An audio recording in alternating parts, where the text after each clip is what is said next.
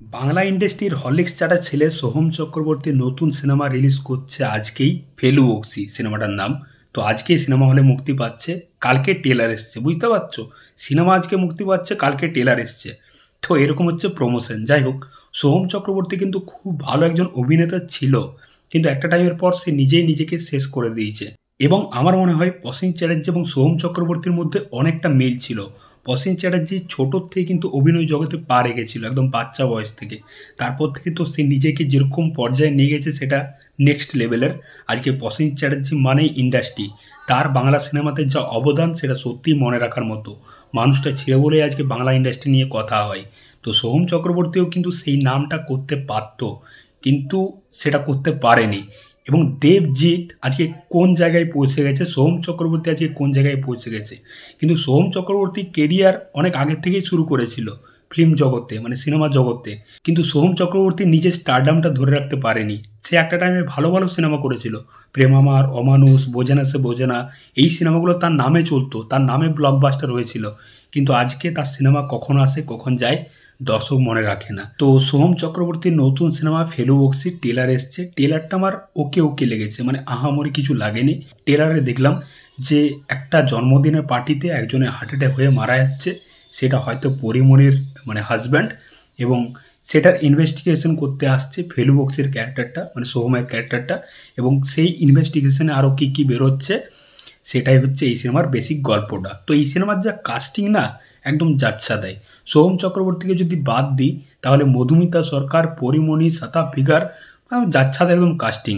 তো এই সিনেমাটার এক্সাইটমেন্ট ভাই কী করে হবে এরকম করলে? কোনো প্রমোশন নেই, সিনেমা রিলিজ করছে তার একদিন আগে টেলার আসছে। তো যাই না, সোহম চক্রবর্তী আবার কবে নিজেকে কামব্যাক করতে পারবে, আবার সেই পুরনো ফর্মে নিয়ে আসতে পারবে।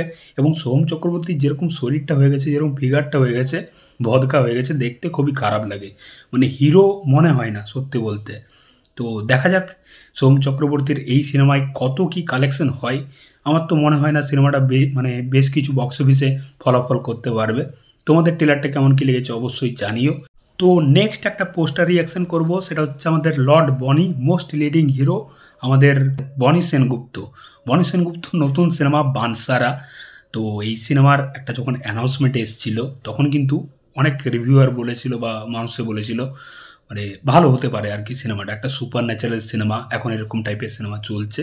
যাই হোক, তো একটা পোস্টার এসছে বনি সেনগুপ্তর, তার একদম ক্লোজ আপ শটের, তাকে একটা পুলিশের চরিত্রে দেখতে পাচ্ছে, একটা সিংঘামের চরিত্রে।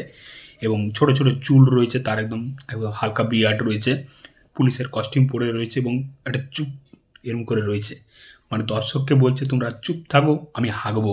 যাই হোক, দেখা যাক কেমন হয় এই সিনেমাটা। বনি সেনগুপ্ত কেন যে খাদানের রোলটা ছাড়লো আমি সেটাই ভাবছি। এত সুন্দর একটা রোল, তার কেরিয়ারটাকে কতটা পুশ দিত সে নিজেও জানে না, অথচ এরকম টাইপের সিনেমা করছে। বনি সেনগুপ্তর সিনেমা 2000 টাকার মতো কালেকশন করে, সেটা তো পুরো ভাইরাল হয়ে গেছিলো। দেখা যাক এই সিনেমাটা কত কি কালেকশন করে।